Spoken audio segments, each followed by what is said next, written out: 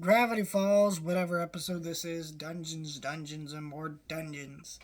This episode being an obvious parody of D&D, very much so. There's a lot to get out of this episode if you're a D&D fan.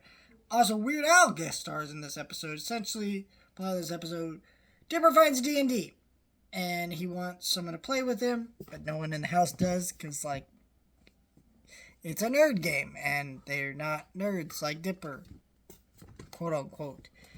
And, he finds, and Ford, who's really shut himself off from the families ever since he's come back, really don't know anything about Ford. Dipper keeps trying to connect with him because, well, he's read his journals. Of course he wants to connect with his other uncle.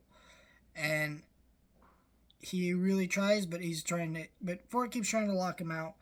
Eventually they start bonding over D&D, and then accidentally the D&D game comes to life, and Dipper and Ford have to be saved by Stan. We learn that, the game also involves a lot of imagination. They make up and they apologize.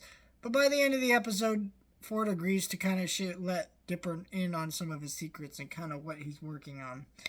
And which is something he kind of tried to keep away from him, but he realizes he can't and he can really trust Dipper.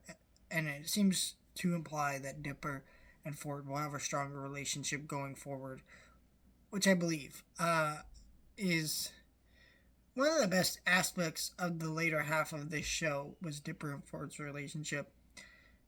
I mean, it is just a really great episode with a lot of fun gags and funny moments.